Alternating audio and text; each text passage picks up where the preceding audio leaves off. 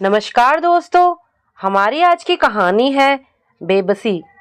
लावण्या आज अपनी माँ से बोल रही है कि एकलव्य की नौकरी चली गई है। आईटी कंपनी बहुत से कर्मचारियों का छटनी कर रहा है। इसी क्रम में एमबीए की डिग्री ना होने के कारण हटा दिया गया है, जिससे ये डिप्रेशन में चला गया है। कह रहा है कि किसी तरह एमबीए करना ही है, तभी कोई कंपनी जॉब देगा। 20-25 लाख कहाँ से लाऊं? सास कहती है कि हमने एक पैसा दहेज नहीं लिया था, कि मेरा बेटा सॉफ्टवेयर इंजीनियर है और बहू भी इंजीनियर है। उस समय की परिस्थिति जैसी रही वैसा ही किया गया था।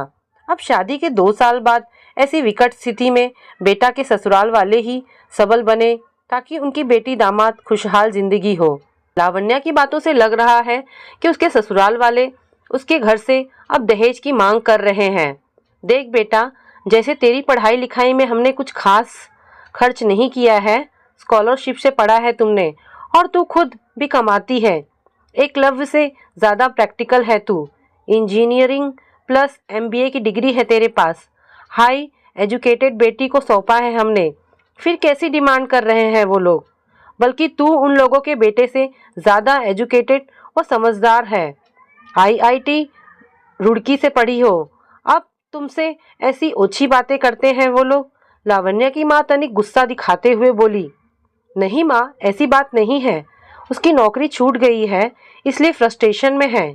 एकलव्य चाहता है एमबीए करना, तो मेरा फर्ज है कि पत्नी होने के नाते उसका साथ दूं।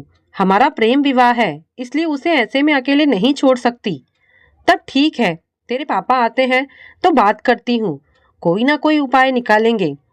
ज़्यादा स्ट्रेस ना ले, चाय बनाकर लाती हूँ, दोनों साथ बैठकर पीते हैं, कहकर लावण्या की माँ किचन में चली गई। पापा आ चुके थे, बेटी की बात से आहत हो गए हैं। बेटा, ये तो तेरे समक्ष कंडीशंस रखा जा रहा है। एकलव्य स्वयं को प्रूफ नहीं कर पा रहा। यदि कंपनी ने निकाल दिया है तो इंडिया में सैकड़ों कंपनीज भरी पड़ी हैं। ऐसे में साहस को खो देना अनुचित है। तुम्हारे समकक्ष खड़ा होना चाहता है एकलव्य। अच्छी बात है, लेकिन अपने दम पर कुछ करे ना। तेरा कंधा क्यों चाहिए उसे? पापा भी खिन्न होकर बोल पड़े। अब छोड़ इस बात को, चल बाजार से कुछ खाने को मंगाते हैं। बोल क्या खाएगी? पापा ने पूछा। नहीं पापा, भूख नहीं है, कहकर लावण्या निकल गई। लावण्या को देख उसकी सास बोल पड़ी, कुछ निदान निकला? तुम्हारे पापा एकलव्य के लिए पैसा देंगे ना? जी मम्मी जी, आप चिंतित ना हो, कुछ ना कुछ तो समाधान तो निकल जाएगा। और पापा ने थोड़ा समय मांगा है, इसलिए अभी कोई निर्णय नहीं ले सकते, भारी रकम है, कहकर लावण्या अपने कमरे में चली जाती है। बिस्तर पर एकलव्य बेसुध सोया है। न कल की फिक्र है, न आज की चिंता। लावण्या की आंखें नम है। सब कुछ जानते हुए भी एकलव्य से शादी की थी, लेकिन एकलव्य का फ्रस्ट्रेशन उस पर निकलती हर समय ताना मारता, तुम तो काबिल हो ना, हमसे ज़्यादा एजुकेटेड, और मैं केवल इंजीनियरिंग भर कर पाया और तुम आज कुशाग्र बुद्धि की वजह से स्वावलंबन हो। एकलव्य की आवाज़ उसके कानों को शोर करती।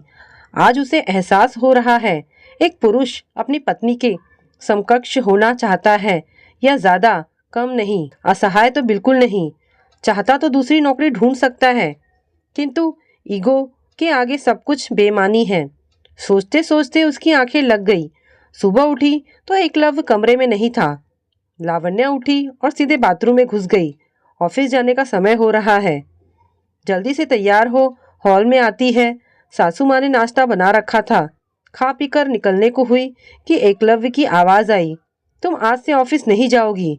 जब तक मेरे लिए पैसे का जुगाड़ नहीं होता तब तक तुम घर में रहोगी। ये क्या कह रहे हो? इतना भारी भरकम पैसा कहाँ से आएगा?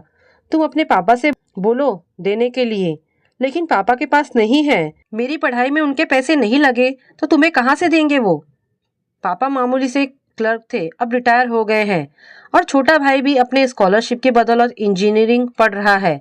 मैं कुछ नहीं जानता, तुम चुपचाप घर में बैठो। मुझे जलाने के लिए ऑफिस जा रही हो ना? नकारा पति समझती हो, तभी तो दिखाने के लिए जा रही हो।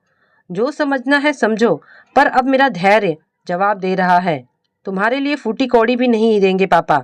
और मैं बैंक से लोन लेने के लिए जा रही थी। 1-2 दिन में सैंक्शन भी हो जाता और 5 साल में चुकता भी हो जाता, लेकिन अब नहीं कर सकती। जो भी करना है अपने बल पर करो, हावी होने की कोशिश मत करो।